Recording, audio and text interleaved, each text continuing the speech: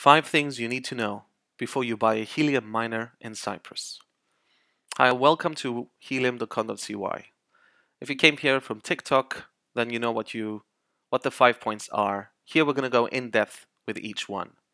So let's discuss those first 5 things. Let me show them here. This video will not give you a hotspotty tutorial, but I am planning a new one after this.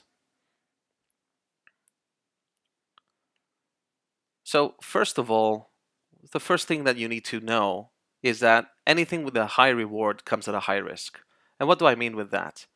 Well, generally, there's no such thing as free money. But looking into what's happening in the year 2021, and it's been happening quite a few years, there's such a thing as passive income. You can earn money without doing absolutely anything. And that usually involves staking some money or investing some money. But in the world of crypto, there are different ways that you can earn money. Staking is great, but there's also mining. And with Helium, it's a project that you get rewarded for contributing to the growth of a network. Let's dive into that real quick. So we're just going to go to a website called Helium, not helium.com.cy, which is not associated. It's just a community page.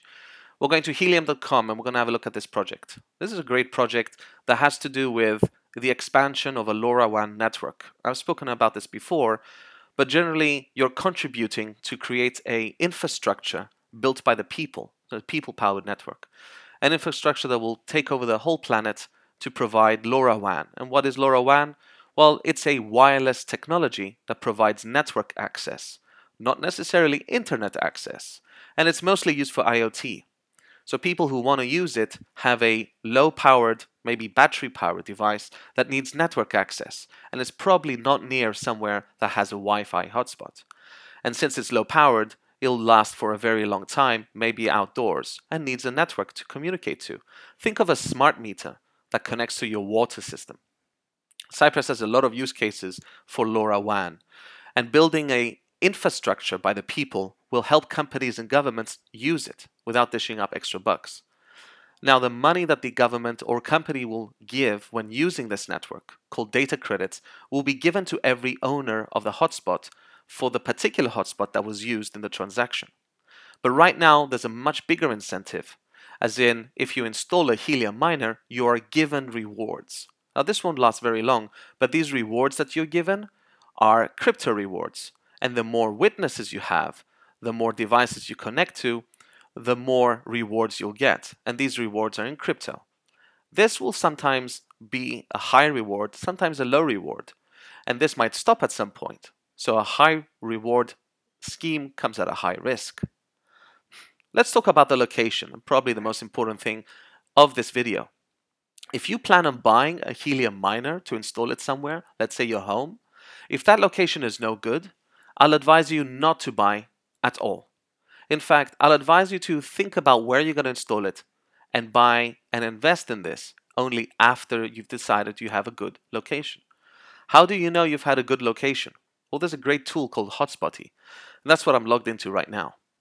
Let's have a look at how you access Hotspotty. If you just Google Hotspotty, you'll be given the result of hotspotty.net. Once you open Hotspotty, I urge you to log in. It requires a login with Discord. Once you've logged in, you get a lot more utility, and it's a free tool. If I have a look at these hexes on the map, I'll see that Cyprus is distributed into various hexes, just like the rest of the world. Some of these hexes have problems, and what I mean with problems is that since this Helium network is for expanding a LoRaWAN network, there is an incentive to spread the antennas across the island. Gathering them all together in clusters, like we've done in Nicosia and Limassol, and as is happening soon in the other cities, is no good for the network. Therefore, you'll be rewarded less if you contribute to clustering. What you actually need to do is help spread them out. And what happens, because the network is built in a clever way to reduce the rewards, the more you've clustered them together, the less rewards you get. For example, let's have a look at this resolution 4 hexagon. And you'll see more details in this in other videos. This resolution 4 hexagon has a problem. It has 35 too many devices, and the scale from 100% is down to 88%. How do you know if you've got a spot in a good location? It should say 1.00 and not 97% or 98%. It should say 100%. Let's have a look at this one here. Dancing Rose Vulture. It's been earning quite a little bit. And if I look at the reward scaling, we'll see that this one is at an 100% reward scale. This is a good location. And we can see that none of the hexagons are occupied then more than the limit. Now, if we click on one of these devices here that has a different color, let's try and nail it. Zoom in a little bit in Nicosia, and yeah, I've picked this one here. The reward scaling of this device is 0.63. Why? Well, like I said earlier, the resolution 4, which is this big hexagon, has too many devices, thus causing a problem, and now the rewards are decreased. The rewards are decreased by sharing the rewards between all the devices that surpass the limit, once the limit is surpassed. But also resolution 7 has a problem. In other words, within this smaller hexagon, resolution 7, there's too many devices. This means that this is a bad location, and adding and contributing to this doesn't help the growth of the network. In fact, clustering reduces the rewards because it's bad for the network. And remember, this is not a crypto project per se, it's a networking project. And the incentive is to expand the network. Thus, your rewards are reduced. If you have a spot that's going to give you 99%, it's still not a good location. I incentivize everybody to put wherever the reward scale or transmit scale, as you see on the Explorer, is listed at 100%, 1.00. Anything less means it's a bad place to put it. Don't install it somewhere if it's a cluster.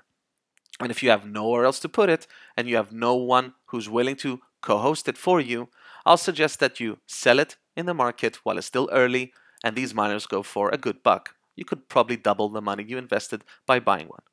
If you're thinking of buying one and you don't have a good location, don't buy one. The point is to grow the network. You're not going to even earn rewards if you start contributing to the network in the wrong way. Remember, high risk, high rewards, but you got to do it right. This is also covering the point about bad locations. The percentage of transmit scale or reward scale tries to tell you the percentage you'll be earning.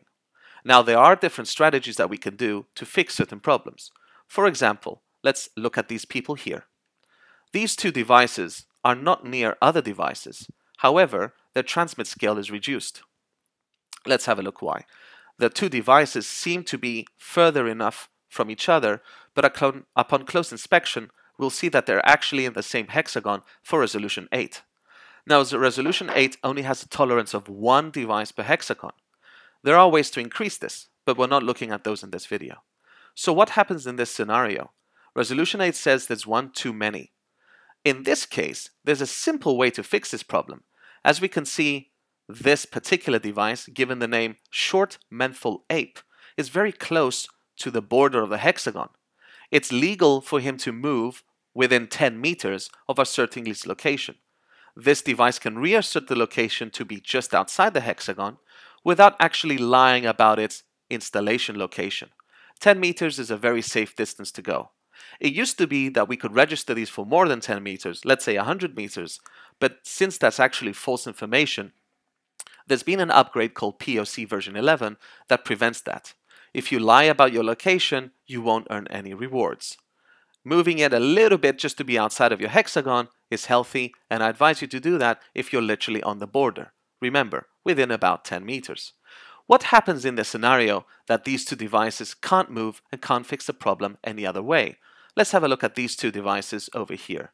I'm looking at Nicosia because I live in Nicosia, and this is a good example. As we can see, this device is actually occupying a resolution 9. Now, even if they move a little bit out, as you can see this one's on the border of resolution 9, they will still have a problem in resolution 8. The particular one has been upgraded, so let me find another example that might be a little bit more relatable. Let's have a look at these people here. We'll see that the resolution 8 is occupying a few too many. I click on one of them. Remember to log in Hotspotty so you can see this information. And if my internet works, great. The reward scaling over here, we can see that the resolution 8 has a problem. There are 4 at the limit. Now, the limit of 4 for resolution 8 is actually the maximum it can go. This won't be able to increase. It starts at 1 and can go up to 4. So right now there's 6, which means there's 2 too many. I have an advice here. We'll use the rule first come, first serve. In other words, if you get to claim your location, you get to keep it. If someone else adds to this location afterwards, I'll advise that person to move. And again, if that person can't move, I'll advise them to sell the miner or get rid of it and install it somewhere else or give it away. It is not logical to keep it and maintain it in a location that does not contribute to the growth of the network.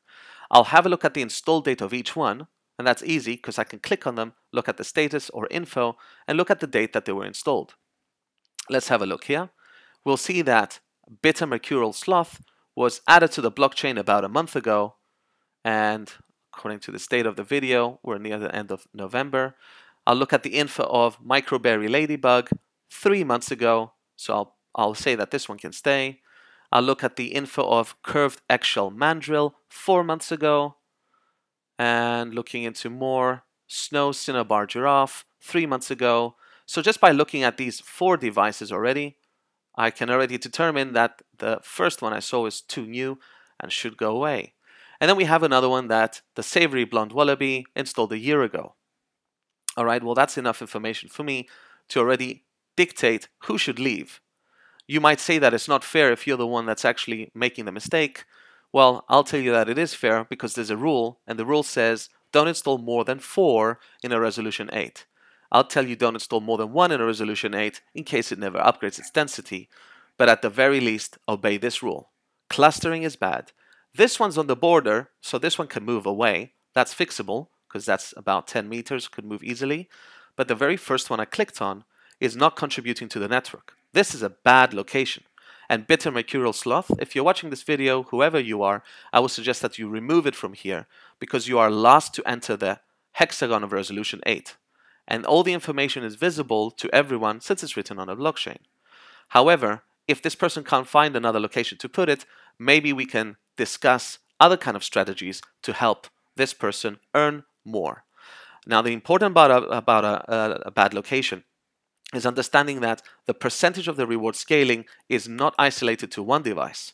This device is now experiencing about 50% of the rewards it would normally get, but that applies to the other 5 in the resolution 8 also. All of them are getting 50%, whereas they could be getting 100%, or in this case, 88%, because of course there's an underlying problem in resolution 4. Once we fix the problem in resolution 4 though, if this person removes himself from the resolution 8 and the other person moves it by a few meters, they will all earn 100%. The point is, don't install it if it's a bad location. Point number 4, make sure you have a good line of sight and place it somewhere outside and high up. If you're planning on installing your miner somewhere inside a room with walls around it, or even outside a window with other buildings around it, or even on your roof with other buildings taller than you, I would tell you that you need to find a way to make that go higher. You could contact us. We have a company we work with that helps you install a professional installation with a pipe and leading cables with either power line or power over Ethernet, things that maybe you're not familiar with, and we can get you to install this a little bit higher. If you go into Reddit and have a look at the group for Helium, let's have a look here on Reddit and Helium, you'll find that the official Helium Reddit, as well as the Discord, has a lot of examples of people who have installed it really, really well. I'll probably just scroll here for the first time and find a few people who are showing off their installations, and you'll understand how well they're doing. Let me click on the group and find a few of the excellent installations that they're going to show us. A lot of content online, and this is probably a bad time to show it, but the Helium network on Reddit has a lot of great installations outdoors. Let's even just search for one. Helium Outdoor. Let's have a look at some of the outdoor installations as an example. I would advise something that is over the buildings and has a clear line of sight. It's very similar to your TV antenna, which is installed on your roof and has a clear line of sight. This one, you can clearly see that it gets a distance with a line of sight of really, really far, and LoRaWAN can go very far, many kilometers far. You don't actually need to install any of these fancy antennas. You could just use the stock antenna that you're provided with. And I'd like to tell you that with the RF analysis that we've done, Cyprus, being small, does not benefit from an 8 dBi antenna. 8 dBi is too far, and you'll probably miss out on near devices. I'd say that 5.8 is maybe the sweet spot if you want to go from one side of the island to the other, but if you want to capture everyone in your city, 4 dBi is more than enough, as long as you can actually go outdoors, on the roof, with a clear line of sight. Definitely don't install it within your room indoors. You're hurting the network, and you might as well not install it. And last, you need to understand what you're getting into. You need to understand what crypto is. In fact, to buy a Bobcat miner, you probably have to pay with USDC, which is a cryptocurrency. Bobcat miner requires a payment system that is facilitated via Coinbase. Now, this does not mean you need a Coinbase wallet, it just means you need to have an account that holds USDC in order to send it. You'll probably pay less fees if you do use a Coinbase wallet, but you can use any digital wallet that you have available to send a USDC to. Now, while the other suppliers don't need to pay in crypto, it's actually pretty cool that you're paying in crypto and learning about it. And Bobcat Miner is the one that we would recommend for you to buy today because it has a proven delivery time of 20 weeks. I'm not saying the other miners are bad, we just don't know how long they take to deliver. You'll probably have to avoid Nebra and Syncrobit because they've done a bad job with the distribution.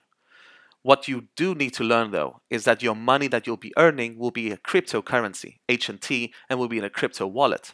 Learn how to use a crypto wallet and download and install on your Android or iOS an app called Helium Hotspot, which will store and become your active wallet for HNT. Learn about networking and how to connect and interconnect. This is all about a networking project, so you should learn a little bit about it. And definitely understand what you're getting into. Passive income may be great, but you need to maintain and fix it. If there are any problems, you need to chase up on it. And you can't rely on it like you rely on the salary of your day job. That's all I've got to say. More details later, and an in-depth tutorial of Hotspotty will follow. Thanks for watching. Helium.com.cy for news.